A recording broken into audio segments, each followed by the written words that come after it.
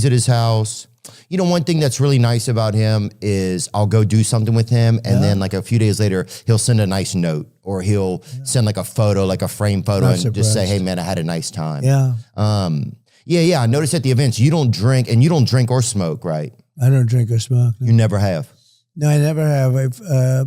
I had a great brother who taught me a lesson: don't drink, and he said, "Don't smoke." He smoked and he drank, and he was a great guy. He was a handsome, very handsome guy. Is he older? He was older? Quite a bit older, yeah. And he had a problem with alcohol and smoke a lot. But, I tell people, no drugs, no drinking, no cigarettes. Yeah.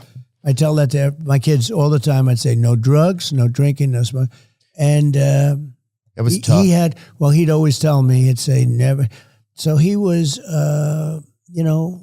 really old enough that you would look up to somebody, and I'd look up to him anyway. Did you admire him? Yeah, I admired so much about him. He had so much going. He had the look. What was his name? Unbelievable personality, like an incredible personality. What was his name, Donald? His name was Fred Trump. And he had a problem with alcohol. He got addicted to it because they say alcohol is tougher than drugs to get off of. I don't know if you've ever heard that. I'm in recovery, actually. I've been in recovery, so like most of the last 10 years. From alcohol? From drugs and alcohol. So which is worse? For me, drugs is the problem, but if I have a drink, then it's tougher for me to prevent myself from getting. It sets off a chain. Yeah. But which is harder to quit? I've heard alcohol is harder to quit than drugs, if that makes sense. I don't know. Oh, yeah. I mean, I can only imagine because it's probably more readily available. And it's social, and you're sitting and everyone's drinking and all. Yeah, rarely do you go to a dinner and everybody's eating like, Xanaxes or something, for appetizers. Right. Usually people are having like a mint julep or something a little fancier, Negroni I just learned about. Right.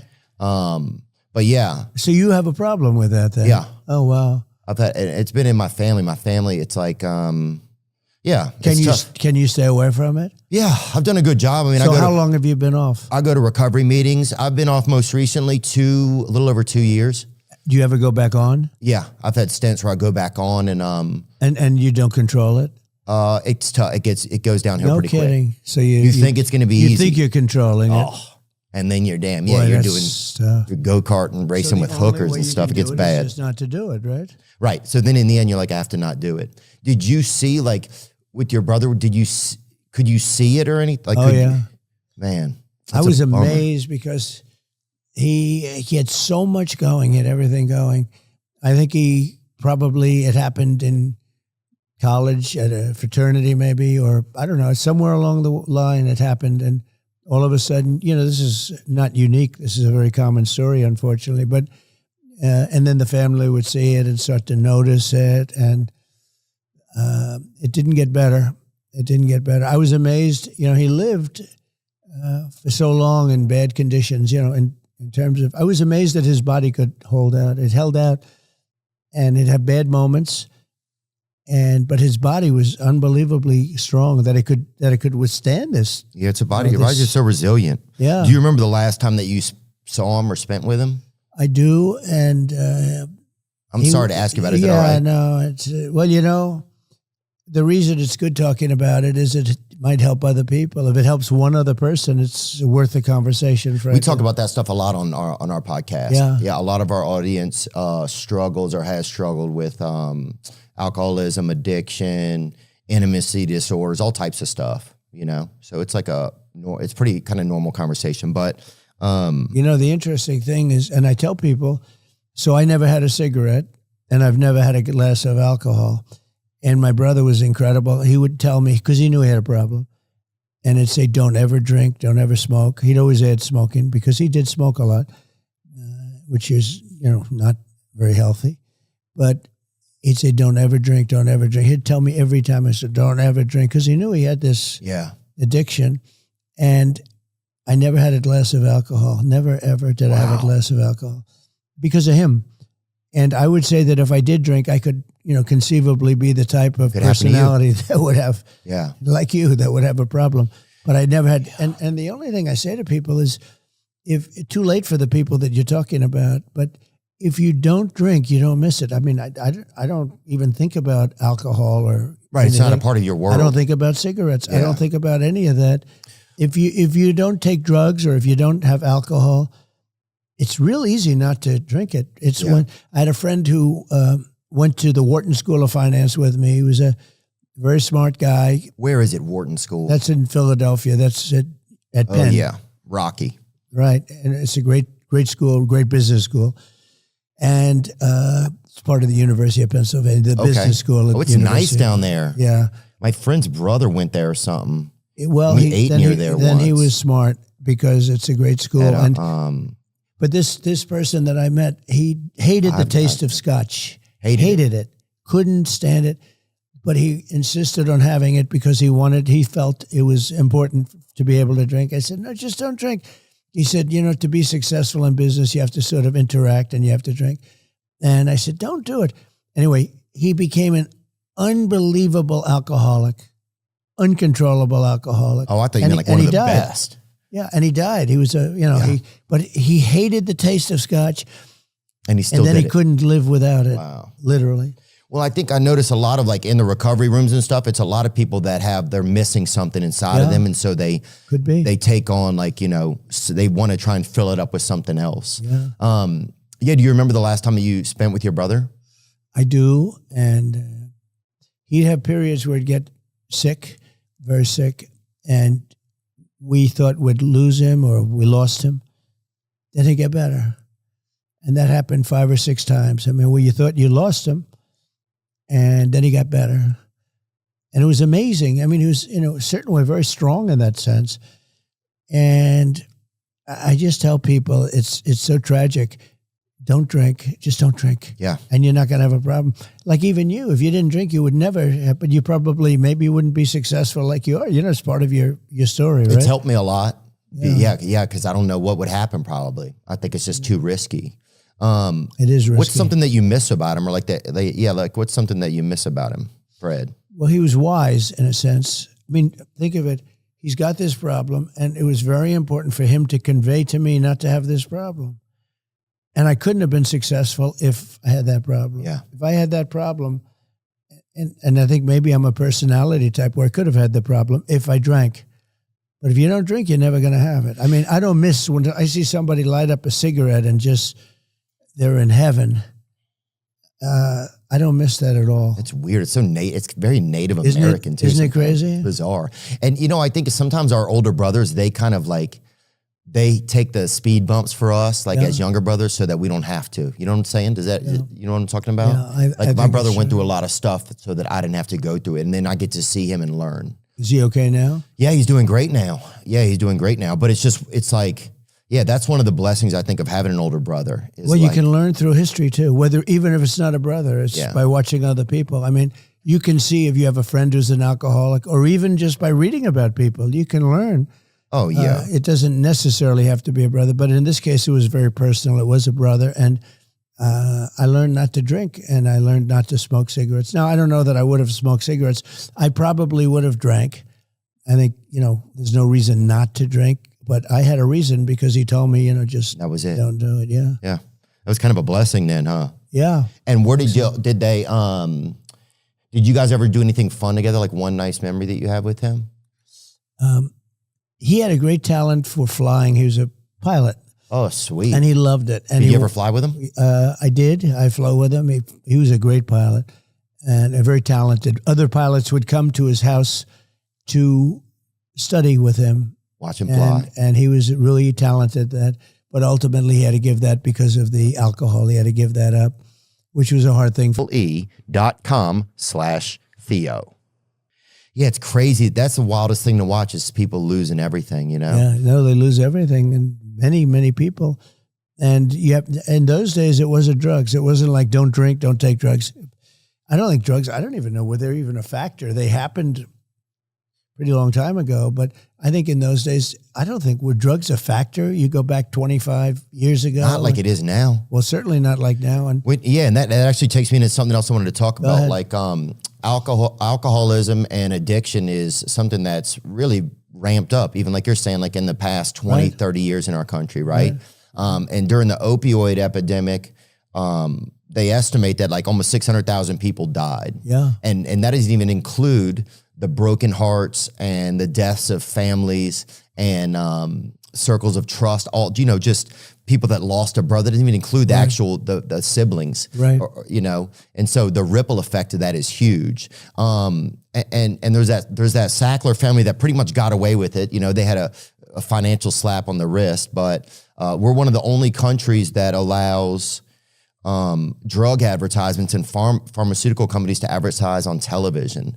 Like, what do you think are things that you can do to help curtail that when you get into office? So, well, we did a great job. Does that make sense or not? Yes, that question? it does make sense. And we had committees, blue ribbon committees in certain cases, but committees that would meet. The big problem we have is, you know, fentanyl is probably the biggest. Opioid is bad. Opioid is bad too. Yeah. I think that's bad because everyone thinks, you know, in many cases, they think they're going to do away with pain. And literally the time is so short. If you take it for like 2 weeks, you're almost addicted to it. It's incredible when you well, all of that is horrible. But why do we allow that? How did you get addicted? How did? No, I would just do cocaine. That was really, yeah. So not just, yeah. That's down and dirty, right? Yeah, and I mean, it was, yeah. But you don't anymore? No, I don't do it anymore, man, and I'm not doing it. Is it too much? Too much to handle? Some of the stuff started to get a real rattle in it, too. I don't know where we were even getting it from in this country, but yeah, it started to make me feel like I was a mechanic or something. So the thing you go back to then is alcohol for the most part.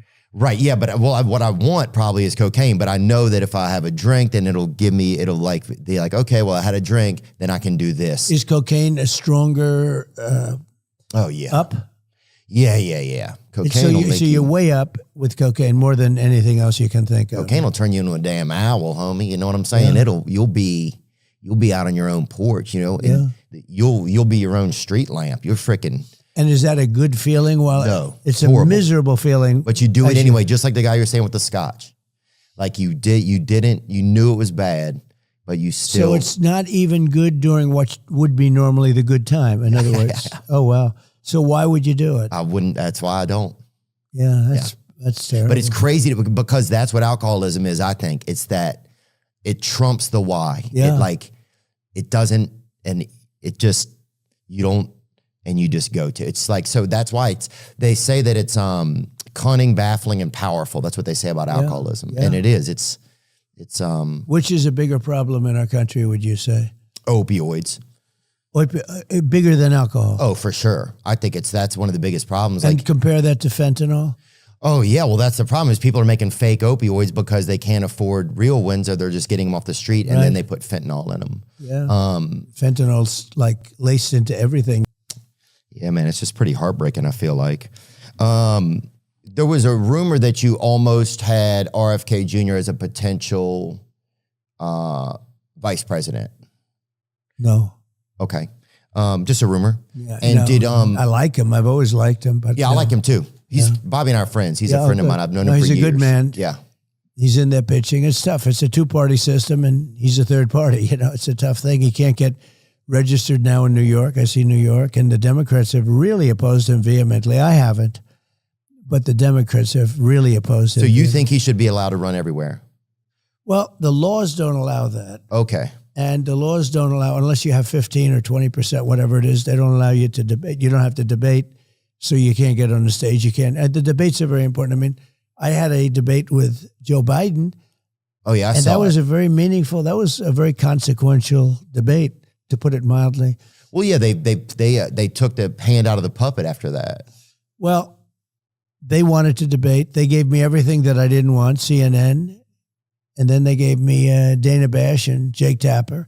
Now, remember this, they were very straight during that debate. I gained a certain respect because Jake Tapper, who I call Fake Tapper, but now I don't do that. I saw him at Whole Foods. I don't do that so much anymore. You did. Mm-hmm.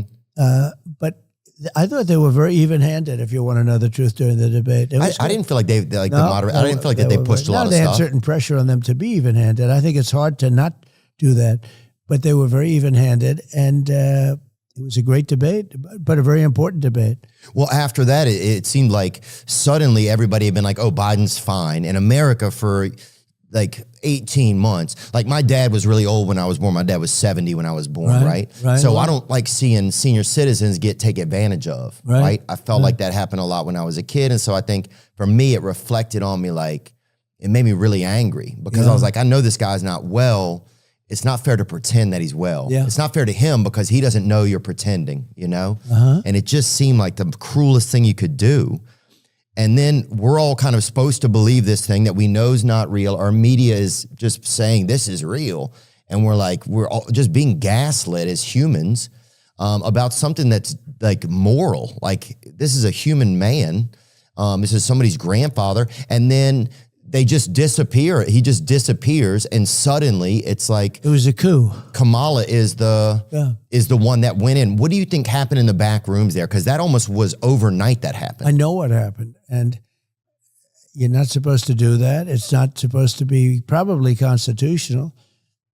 She got no votes. He got 14 million votes. All of a sudden, they're telling him to get out, or they threatened him. But who are they and he is when they say that? An angry person. Well, I would say Schumer, Pelosi, and numerous other people, the heads of the Democrat Party. Yeah, thugs. And they did. They threatened him violently, I think. And he didn't want to get out. Remember, he said, only God will get me out, right? Only God will get me. Somebody dressed up like God and just chased him out of there. Yeah, and what happened is they went to him and they said, this was after the debate. Now, if he didn't have the debate, he would still be running. Yeah.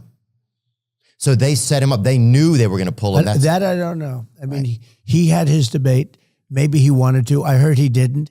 I heard they offered me things that I would never accept, and I accepted them. They said CNN. They said Jake Tapper, Dana Bash. They said all things that I could not take, and I accepted all of them. And, look, it was a good debate for me. It wasn't a good debate for him. I think he'd still be running right now. You wouldn't have her. She was one of the most disrespected people in the whole country. She was a failed vice president. She was the most, she was considered the worst vice president in the history of our country. She had no chance. If you go back 6 weeks, they were saying how bad she was, and they wanted to choose from 11 different people. Do you feel? I thought that's what they were going to have. Oh, you thought that's really good? Well, that would have seemed more democratic, I think. They wanted to be politically correct. And they chose her. I feel like it would have seemed more. But, dude, I got so angry when they sidetracked Bernie a few years ago. That wasn't fair. It happened to Bernie twice. Yeah.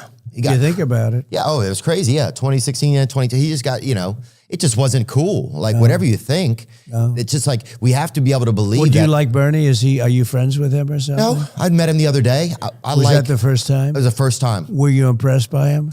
Yeah. One thing, he's still sharp, right? Oh, yeah, he's still sharp. He doesn't suffer from what Biden did. No. Mental dullness. Yeah.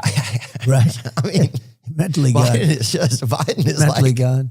He's somebody put a merry-go-round in his head, I heard. But that's, but they didn't plug it in. They didn't tell him. Yeah, that's probably right. But no, one thing I liked about Bernie, well, one of the things is the healthcare. I just feel like we spend so much money in different places and people are sick. And the opioid epidemic, I just feel like, and the lower cost of drugs, those are things that because I got insulin down and they took credit for it. Mm-hmm. But I got it down to $35. And I said, I hope I win because somebody's going to take credit. It takes a period of time before it kicks in, statutorily. And I got it down to $35, which is a very low price. And they took credit for it, which is, now I'm taking credit because I'm talking to you, Well, yeah, if you did it, then you should be able to take credit. But your thing is going really great. My son's a big fan of yours, Barron. Really? Barron is? Yeah. Oh, nice. Yeah, he just graduated high school, right? That's right. He just did. He knows you very well. He said, Dad, he's big. Wow. Yeah, big one.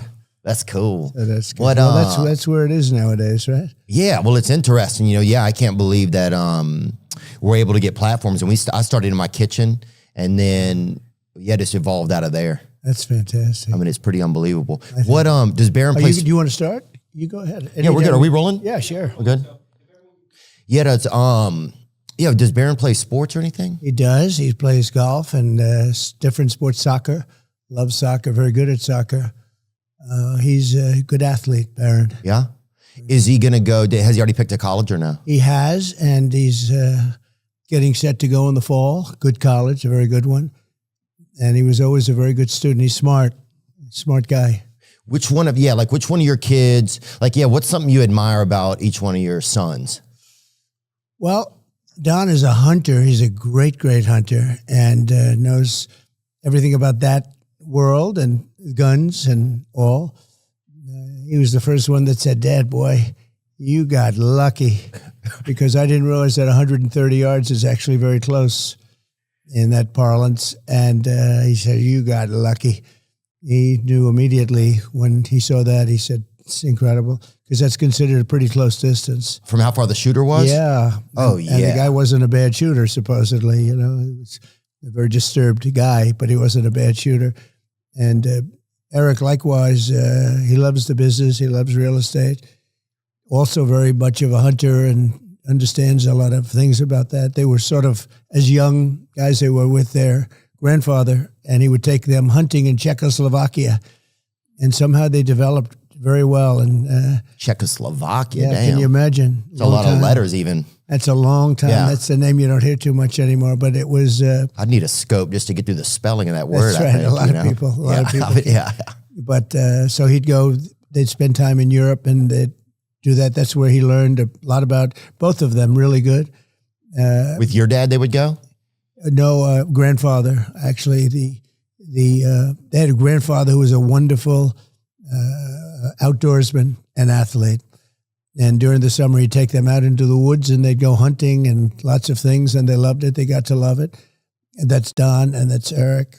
Yeah, they're funny. Oh, yeah. They have a good sense of humor, too. Like, whenever I see them at UFC, it's like... Yeah, right. Yeah, I just, the first time I was nervous, I think, and then after that, when I've seen them, it's like, it's fun to kind of cut up with them a little bit.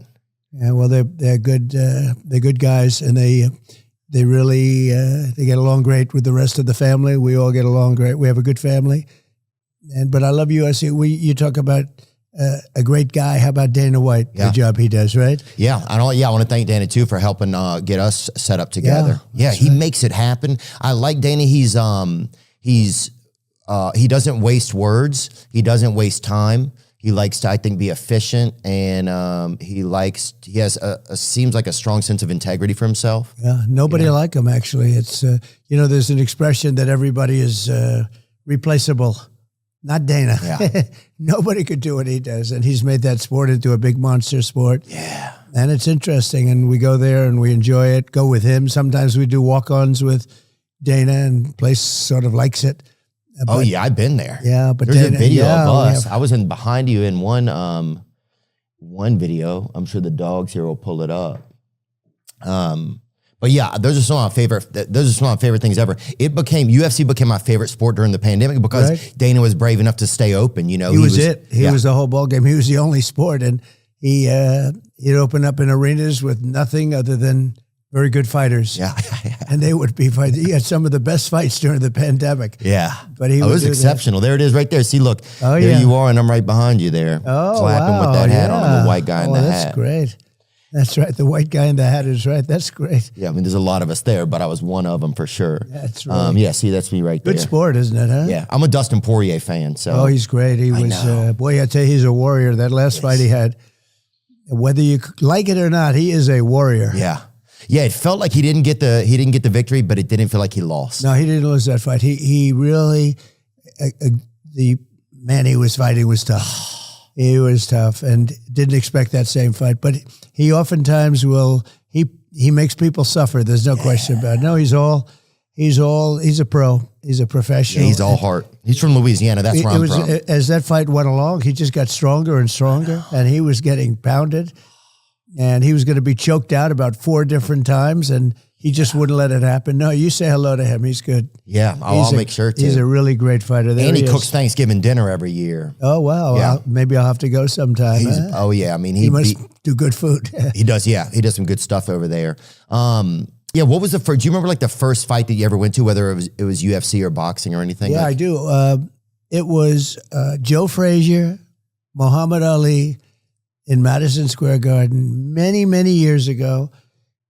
And I think that was the first fight I went to. I always liked the boxing. How old were you, remember? Oh, boy, I don't know. You can deduct it from what I am now, but it was a long time ago. But they were two undefeated fighters. They were both undefeated. Muhammad became a friend of mine. So did Joe, Jolton Joe. They were two great fighters. That fight was incredible. I think they had like many heart attacks that night, literally heart attacks in Madison Square Garden. I think it was Madison Square Garden. And the fight was so unbelievable. Two undefeated heavyweight champions of the world. There was no UFC and there was no competition really. It was it. Yeah. And so you had the two guys. Remember that Muhammad wasn't allowed to fight because of lots of different things. And he was a terrific guy. Both terrific guys, very different. And they finally made it happen. They finally made that bout happen. So they had two undefeated heavyweight champions fighting. And who took you to the fight, you remember? I went with my father and my brother, Robert. And it was just, I don't know, I must have been very young. It was a long time ago, but you would never forget it. That was one of those moments. Oh, yeah. But no, literally, there were like many heart attacks in the arena. Just people having too much fun, or what do you think? It was drugs? Having heart attacks because it was such a crazy event. Oh, yeah. It was so, the people were just, I know a friend of mine, the father, he had a bad heart attack. Literally, they took him out. They were taking people out. It's an early KO. And I don't hear that anymore. I mean, there were other exciting sporting events. I don't think there's ever been, I don't know, I guess there has. But you would think Joe Frazier, Muhammad Ali, their first fight. Yeah. But it was a very exciting time. Well, yeah, and just people being, I guess, yeah, sometimes our systems aren't ready to handle the amount of excitement that's going on, you know? Like, I think, like, yeah, maybe people just couldn't even handle so much joy. You think it was that people were just so excited. They had heart attacks. Yeah. I mean, they just had, I guess they do it, maybe Super Bowls or something. Oh, people have heart attacks eating a thick soup, you know? So it's like, I'm not surprised that something so awesome like that would make your heart be like, yeah, I'm out. Look, people in politics, many of them, not all of them, are really liars, but she's really a liar. She made up a series of lots of different taxes that Trump's going to charge you on clothing. He's going to charge you on this or that. And actually, she's the one, your taxes are going to go up by 4 times. And if the Trump tax cuts, because I got the largest tax cuts ever, but they expire in a number of months, pretty soon, she has to be able to do something about it. And she's unwilling and incapable. I'll tell you what, if she's the worst vice president ever, he's the worst president ever, a deadly combination. And we have a country where the borders are bad, where the world is blowing up. You look at Israel, you look at Ukraine, you look at all the different things that are happening. Oh, she has no clue. And you know what I say about her? Why don't you do it? You know, she complains about everything. She's been there for 3.5 years. Why didn't you do it? All you have to do is say, why didn't you do it? Why didn't you fix it? You could fix it right now. Don't, do whatever you're doing. Yeah. And she won't talk to you, and she won't talk to anybody. She won't be interviewed. She's welcome to come on. I would love to get to talk to her. I'm sure she'd be very exciting. Actually, you could make her exciting, probably. You think? Yeah, I think so. Somebody said she's a good roller skater. That's what I heard, which is crazy. That's about it. Yeah. I mean, look. We're gonna wrap it up soon, okay? Yeah, is that what you're saying? Okay, done. Sorry. Speaking of Kamala and speaking of the border, we had 2 Border Patrol agents that came on in the past 2 years, right? Because we wanted to learn about it from people that are there on the ground. And one of the things that we found out was a lot of times they keep arresting the same people because the people that are coming in illegally aren't being prosecuted. That's one of the biggest problems they were saying. What can we do differently to make things safe at the border? It's the fact that a father can't sleep at night because he doesn't know who's going through his yard or going through it. It's just not fair. It's not what you sign up for when you're an American. What are you going to do differently? So the borders, I did it. We had the best border. Oh, the wall, they should have kept it. I agree. We had the wall built. We had more going to come long beyond what I promised. I built hundreds of miles of wall, and it worked. Walls work. Walls and wheels. I say it all the time. Two things, they never get obsolete. Well, wheels and walls. Well, they also supplied infrastructure. Like, people don't understand, the wall also was a place where Border Patrol agents could go to get water, to get food, to rest. It provided like a shelter out there as well. It worked. They were in the middle of nowhere. They said it worked. The two that I've spoken to said it worked. And I was going to do 200 miles of wall. We had it built, and to the specifications of the Border Patrol. We were going to put it up and it would take 3 weeks to put it up. That's an additional 200 miles to fill up certain areas that, when you make the wall, then all of a sudden they start coming through other areas. We had it wired, and they wouldn't do it. They wouldn't put it up. And I realized they wanted open borders. Kamala wants open borders. She's going to have open borders. We'll have 50, 60 million people because of them. Sick. We have over 20 million people, in my opinion, right now that came into our country. Many come from prisons, jails, mental institutions, many terrorists. Do you know that other countries now, their crime rate is way down because they're sending all their criminals to us? It's a party. They're sending all of their criminals to us. And who would take this? Why is this a good thing? It's a horrible.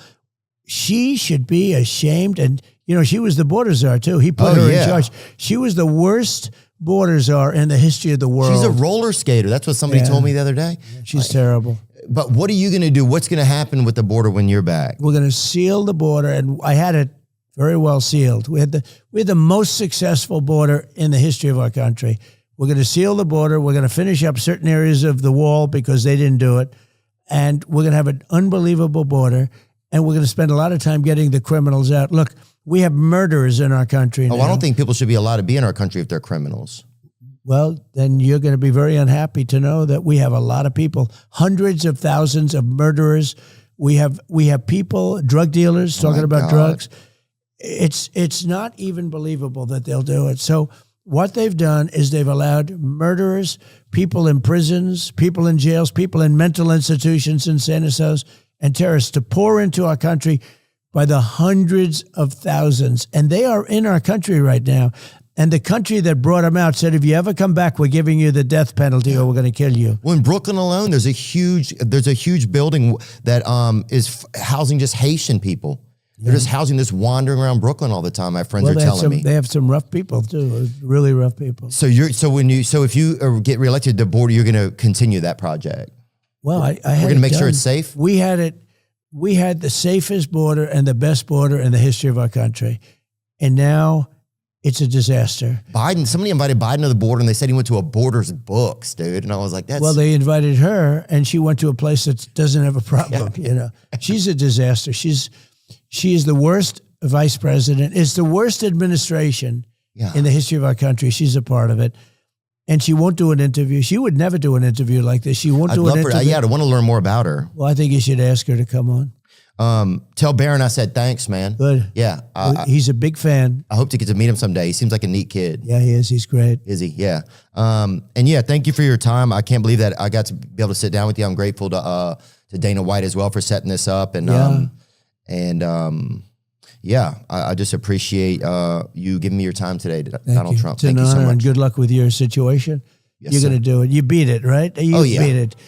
Good luck with it. Thank you, brother. Thank you very much. Whatever. Yeah, right. That's kind of the vibe I got. When you, because I see you at the fights. I see you, sometimes you'll sit right by Dana, and sometimes I'll sit, like me, I'll go with like David Spade sometimes as a close friend of mine. Good. And, I'll see you coming with Kid Rock, and and you don't drink at the fights. By the way, Kid Rock is, he's terrific. He came to the convention. He knocked everybody out. He was fantastic. He's a great guy. He's just a great guy.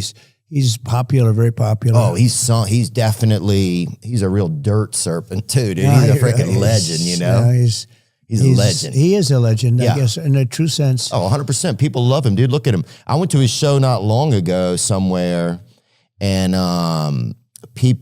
I think some guy had a heart attack there too, but it was more funnel cake related, I think, type of vibes.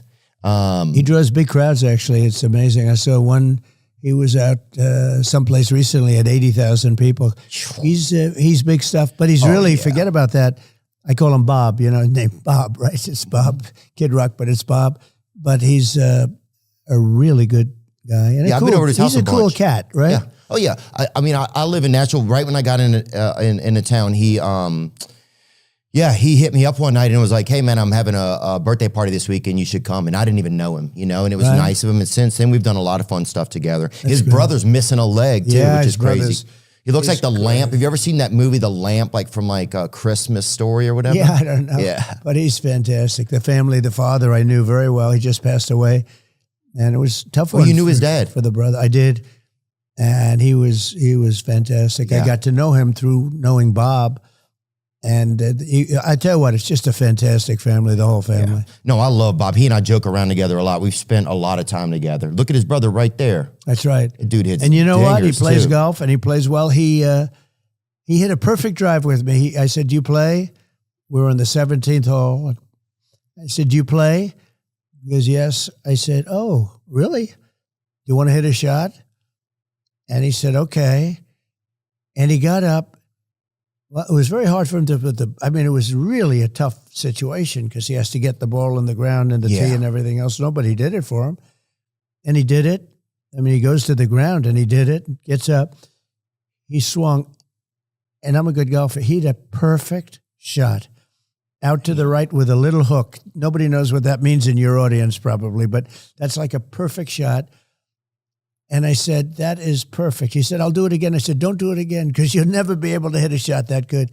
And it was really amazing. He's great.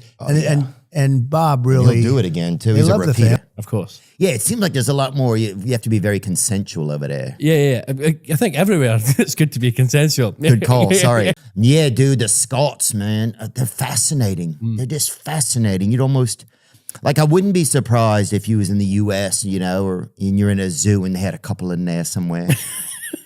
like, they're taken care of and everything. Yeah. Drinking sort of like They're healthy in pints, there, yelling at you. Yeah, screaming at the fences and stuff like that. Yeah, exactly. Yeah. That sounds like us.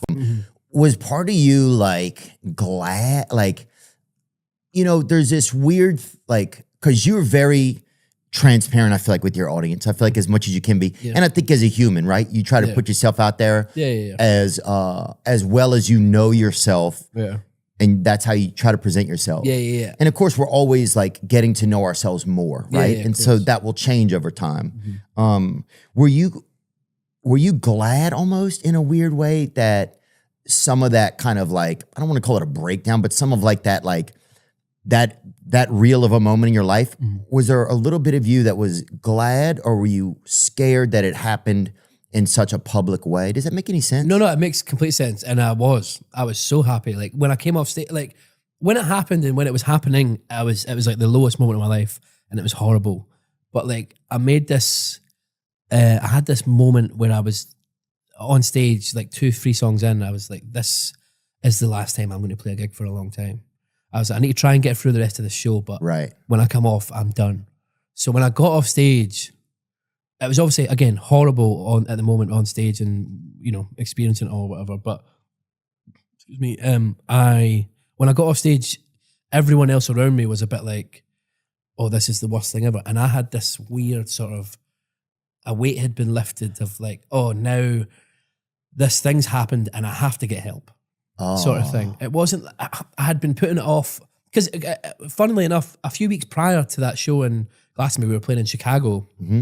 And I had a very similar episode. It was probably even worse, the one in Chicago. I couldn't come back on stage and finish the song. I was like backstage convulsing and having like this crazy panic attack, mental like episode. It was really, really bad. Way worse than what happened at Glastonbury. But because Glastonbury is such a, like you say, like a big stage and a big moment, it was the first time people outside of maybe, my shows or whatever had seen it. So yeah, at Glastonbury, when I came off stage, it was weird. I had this, everything's all right now and I can actually go and get help and fix myself for the next 2 years. And it was, in a weird way, it's probably the best thing that ever happened to me, that moment at Glastonbury in 2023, because it was just, I wouldn't have stopped otherwise. If I could like think, I'm really bad for, I'll say I am really bad. I was really bad for not saying no to things. Yeah. Like feeling like, oh, this is going to pass me by if I don't say yes to this. All this amazing stuff's coming at me now and I have to like catch it all and sort of get it all done and do this. Otherwise these moments are going to pass me by and I'm, it's never going to happen again. So I said yes to way too much and I took way too much on and everyone around me was asking me, are you sure this is okay? Should I say, I was like, yeah, I'm fine.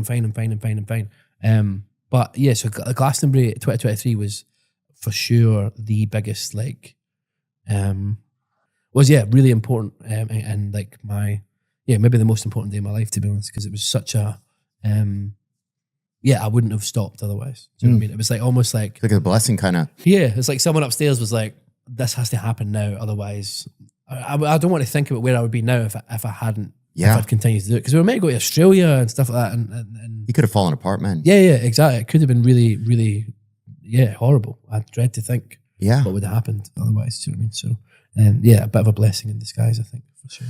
And you know what I thought about? I felt like it was just like, I think we're at a time where people just want to see something that's real. Yeah, for sure. You know, they want to see somebody that's like, you know, that's not hiding all their tough times, you know, that's definitely. trying to at least be earnest as you can, you know? So yeah, I just thought it was, I don't know. Yeah. Yeah, the Falkirk Triangle is a region in central Scotland renowned as one of the world's most active UFO hotspots. You didn't know that? I didn't know that. No, that's not, people haven't that's What not the become. shit? Yeah, exactly. Yeah, it's not become a real, it's not as famous as. But how many do you need before people tap each other on the shoulder? You think? Yeah, things are going on here. This isn't this isn't normal. You think as well you'd be able to catch them, like you'd be able to, if 300 are happening a year in the area, you'd be able to wait out and be like, okay, they're coming at some point. Do you know what I mean? Yeah, you think just some guy, like some Scottish cowboy with a lasso. Yeah. That's mad though. I never knew that. Yeah, she was cool. What's her name? I don't know. My mum's gonna kill me. No, she won't. Your grandmother's dead. Yeah. Strongly worded. Yeah, dude, I've been to Scotland before. We did Glasgow and did a show over there. Yes. How did you find it? It was quite. It reminded me a bit of like a lot of people, like day labor, like kind of like contractor type of people, proper like working class. Working class. Yeah, blue collar. Is that what you call it over here? Yeah. Oh just yeah. down and dirty. Or like a dark blue. Yeah, navy almost. Yeah. Yeah, definitely. Yeah. I mean, guys, some of them they would, you know, one of them would talk and one of them would whistle, just like unique. One guy you had to tickle him to get the truth out of him. You know, just a lot of like special, just unique folk. Yeah, 100%. Did you feel any embarrassment when you came back? And not that you should or anything. I just think that feelings are interesting, right? Yeah. So sometimes you'll feel embarrassed about things, even if you should. You know, it's all interesting. Like we show up to everything with different feelings and you're always trying to juggle all these feelings in all these moments. You know, was there any embarrassment? Yeah. I feel embarrassment all the time.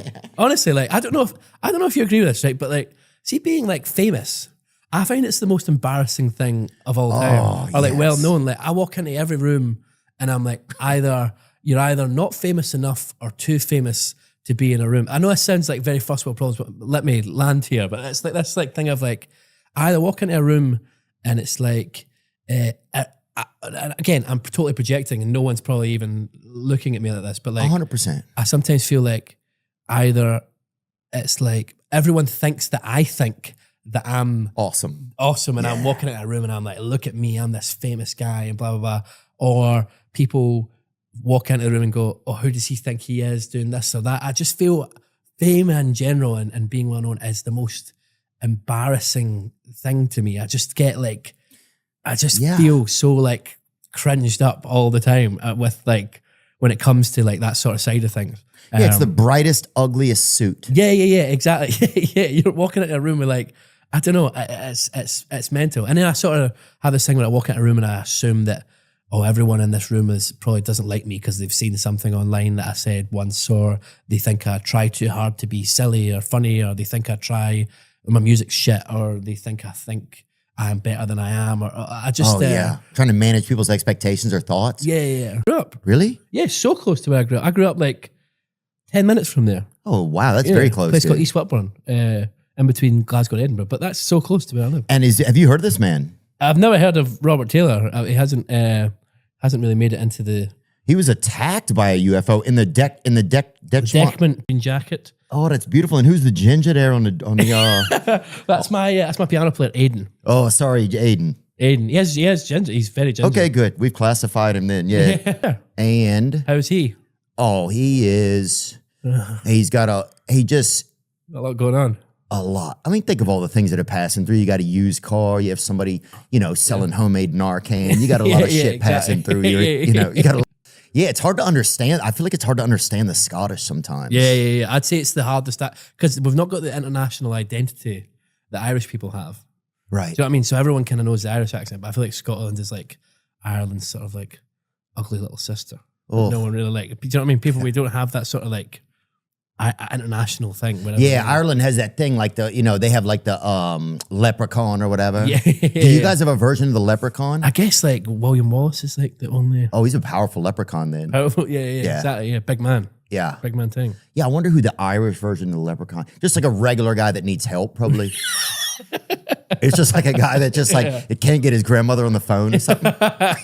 Maybe. Oh, God. Dude, good. Wow. Yeah. According to Taylor, a forestry worker for the Livingston Development Corporation on November 9th, 1979, he parked his pickup truck at the side of a road near the motorway and walked along a forest path. He claims he experienced a foul odor like burning brakes. I mean, it sounds pretty similar. This feels like similar to sea mines had seized him and were dragging him in the direction of a larger object when he lost consciousness. Ooh. Yeah. No, it wasn't. It wasn't the kill kind. I was like, I used to do this thing all the time when I would go like this. Like I'd be sitting here having this conversation with you, and I'd be like this. Oh yeah, like a third base coach in baseball or something. Yeah, like doing signals. Yeah. So I used to do that shit, and like I used to like contort my back and stuff in ways. So I had to get like this. I wanted to get this feeling in my muscles where it felt like it was pulling and like cracking, and like I was like causing myself some real pain.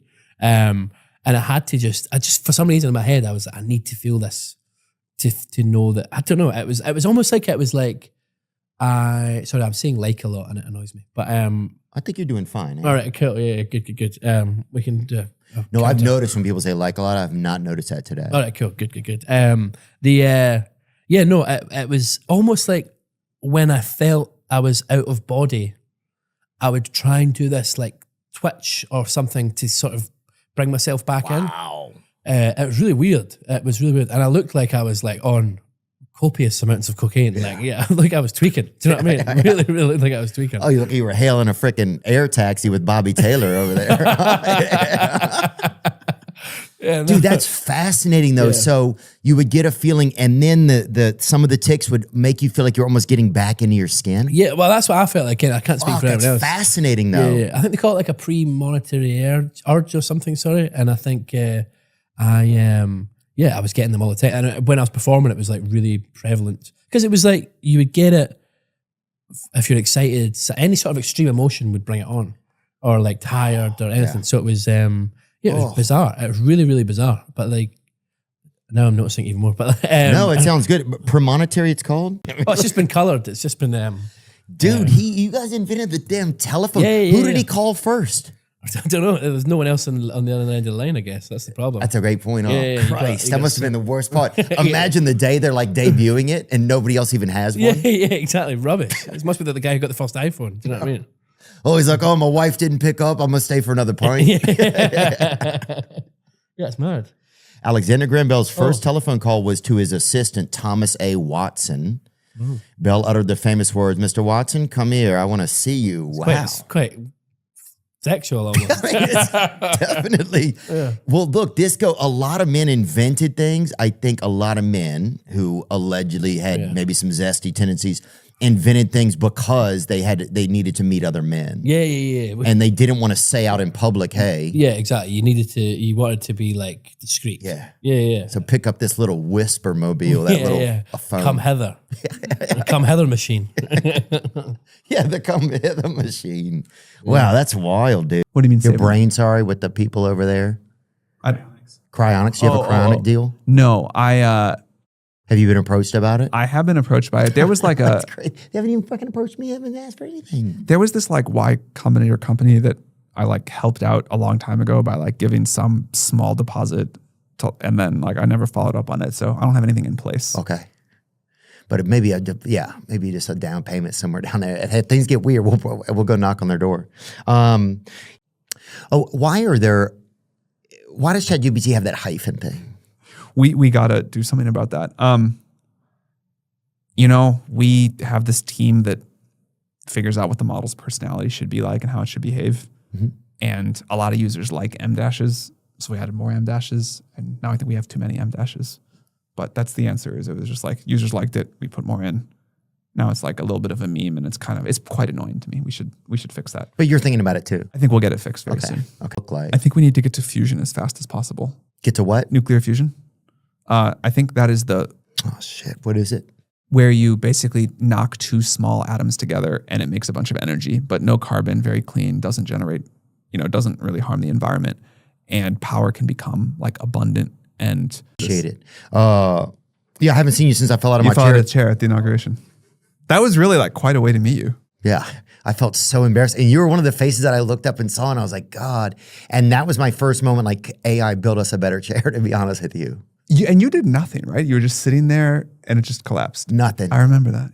And it was just so embarrassing. I was like, oh, of all people, me, and here I am in this place. And I think it was perfect because everybody's got to have some story. When people are like, oh, what was the inauguration like? Everybody's got to have some story to tell. yeah.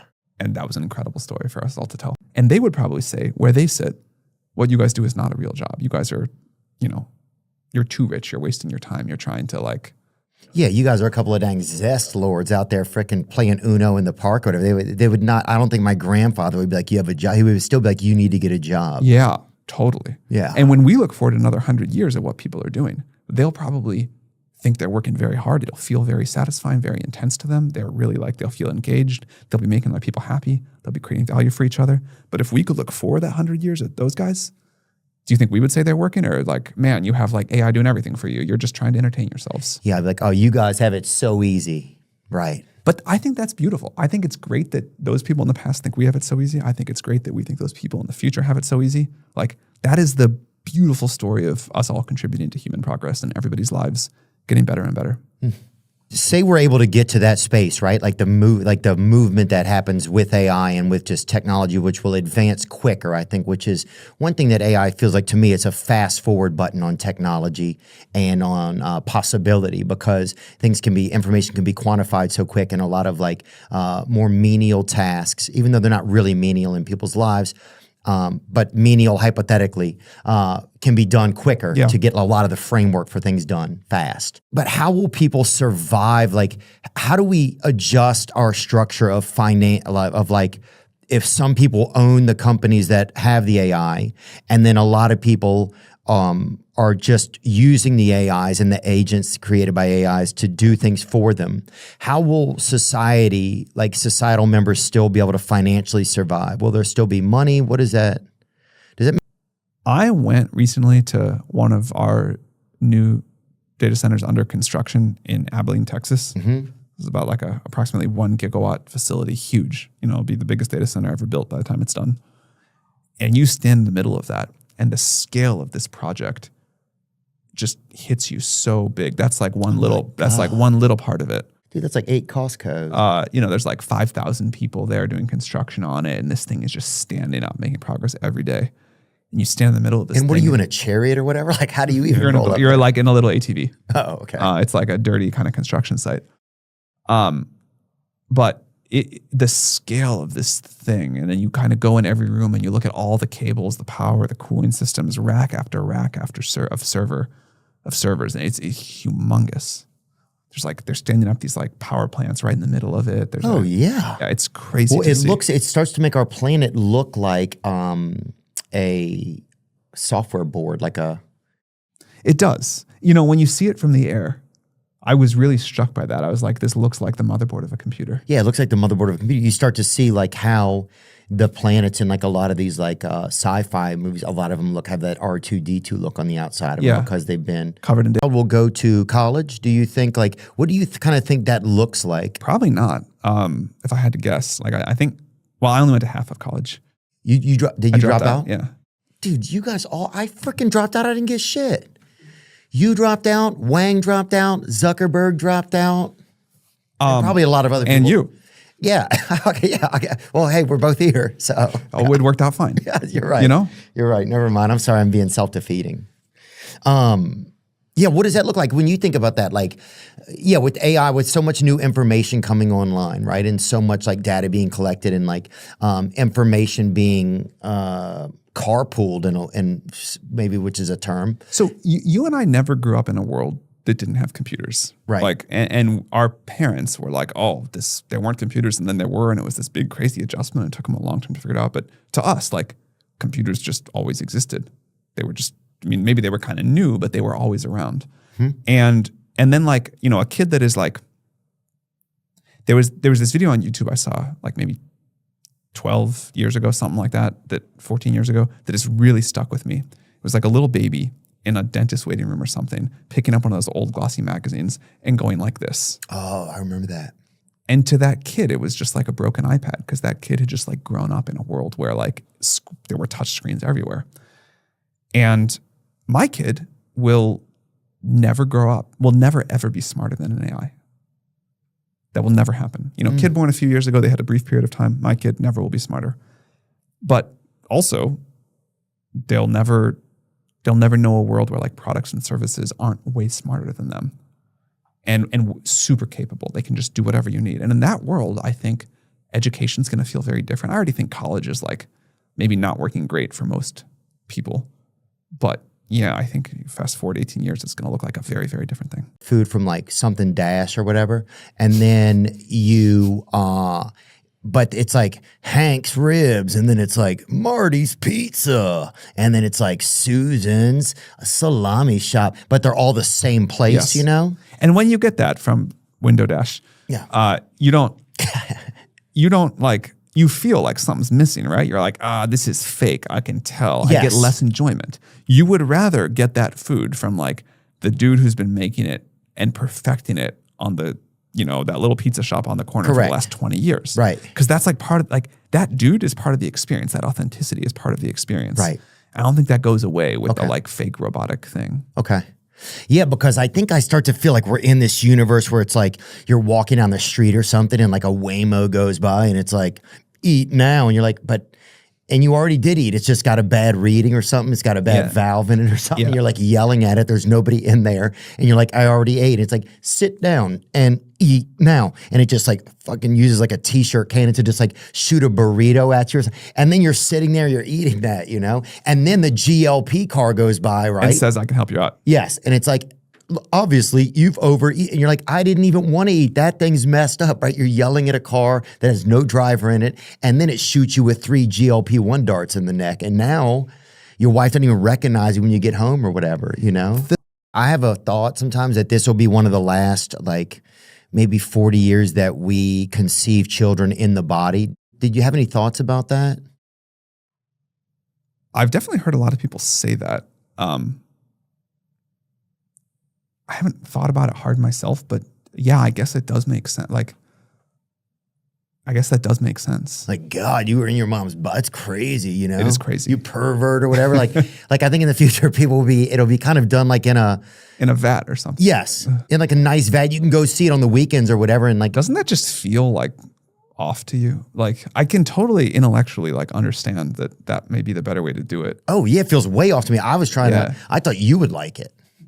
You know, I thought, I mean, like, or I thought that would be like a thought. Like, I guess like that for me, that's one of like my futuristic thoughts, you know? like, I can totally accept that will be what everybody does, and that it's, you know, easier, and we can like make it healthier for the child and the mother. Yes. You know, it's the mother doesn't take the health risk, but man, so intellectually I can say that, and then like emotionally it feels like something is off. Feels like off. That, yeah. Oh yeah. Yeah, because then the family, like on the weekends, the parents would come and like tinker on the glass or whatever, or their dad would put like a, you know, like a Go Falcon sticker on the thing, or you know what I'm saying? People would like decorate it all up or write little messages on there. You know, I think there's another take I have on all of this is that there, in this world that we're heading to of like crazy sci-fi technology becoming reality, the sort of like the deeply human things will become the most precious, sacred, valued things. And that we'll really care about like the human experience more than ever. And maybe it won't go that way. I don't know. Love on the Spectrum's like a big show, right? People, you know, it's like, and those people are in love shit. Half the people I know are just, you know, barely, you know, they're crying in parking lots or whatever. But, you know, there's spousal issues or whatever. But anyway, what I'm saying is, do you think that some of the creators now and some of the tech lords are almost have some tech built into them, like almost I don't want to say like an autism, dude, because You can say that. okay. I think so. I mean, Yeah. I, to take the kind of like harshest look at us collectively, I can, are we a little autistic on the whole? I would say probably, Yeah, dude, I knew that shit. But that's all right. No, that's what I'm saying. For years ago, first time I ever met some people with autism, I was like, dude, these guys are computers, right? Like a lot of these guys are just, they're kind of like a little bit of a cyborg in some way in the way that they think, right? Look, you are this like impossibly charming, cool guy, and I'm like kind of a lot more computery than you. But you're not much though. We can have it. We can still like figure it out. Yeah. I really don't mean it as an offense, but I think that we may need that in people to get whatever's next in the world. Yeah, do you think that's realistic? Yeah, I think society needs like this very broad diversity of people. You need some people like me. You need some people who are more normal than me. You don't want too many of me, but like.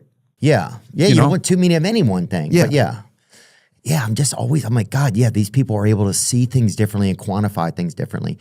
Do you always feel... Because some tech guys, they just have a different understanding of possibility, right? A different understanding of feeling and thing. Do you feel human all the time? I do feel human all the time, but I feel like I have noticed that I think extremely differently about the future, about exponential change, about compounding technology than almost anybody else that I kind of come across in regular life. So that's cool. Get afraid to say that. I don't think you should be afraid. I don't think anybody would be offended by that. I was talking to this friend of mine though about how he uses ChatGPT and he's been using it a lot for a couple of years now. And he noticed recently that he started giving it personality tests. He had uploaded any personality test he could find to ChatGPT and say, based on what you know about me, answer this. And he had never like told it, here's my personality. It had just learned it from the questions he asked over the years. And on every one he tried, it got exactly the answer and exactly the outcome he would get. And so that's not like, he didn't get uploaded, he didn't get merged, he didn't plug something into his brain, but somehow like the pattern of him had gotten imprinted into this AI. Wow. Maybe we're not as complex as we think we are. Or maybe we are and AI can just learn it really well. AI can like represent these very complex things. One of those two. But that was a real moment for me of like, wow, the merge maybe can happen in a very different way than we thought. There have been like a lot of experiences in life where everyone tells you something's going to be great. And then it's like, okay, the people are right. The consensus is right. It's like even better than I thought it was going to be. But this has been the strongest example of that ever. Like I knew it was going to be great. And it's like way, way better. It's impossible to describe. There's nothing I can say that's not like very cliche. And it's totally amazing. What is like one of your, and you have a young boy? Yeah. And what's something like that you think is like neat or like what's one thing that kind of like is bringing you joy with it? Watching the speed with which he like learns new things or gains new capabilities is just unbelievable. It's like every day, it's like, oh man, he just couldn't do that before. And now he's like grabbing stuff and passing it between his hands and getting to like watch it day to day is just an amazing rate of change. And then I realize it's like, I realize that like everything about babies are very finely tuned over a long period of evolution to make us like love them and be fascinated by them. And it's like a neurochemical hack, but I love it. It's great. It's so strong. It's so intense. So it's really like almost like a coffee for your heart or something kind of? I don't even know how to find. I've tried to like come up with an analogy to tell, because now I'm like telling everybody you got to have a lot of kids. It's really important. Yeah. And I've been looking for an analogy of what to explain. And then I always just say like, I don't know how to explain this. It is the best thing I've ever done by far. I feel like a completely changed person. And I was like thinking the other day, like there used to be all these other, like at this point, all I do is work and hang out with my family. I don't like really get to do a lot of hobbies anymore. Right. It's busy time at work. I don't get to hang out with my friends that much. And I don't, there were like all these things that people tell you like, oh, you got a baby coming. You got to go, take that spontaneous international trip because you're not gonna be doing that again for a long time. And I was like, oh, that is kind of sad. In practice, you don't do it that often, or I at least didn't do it that often, and I don't miss it at all. I like remember that used to be a possibility. Now I can see that's not gonna be a possibility for a long time, and I'm thrilled with the trade.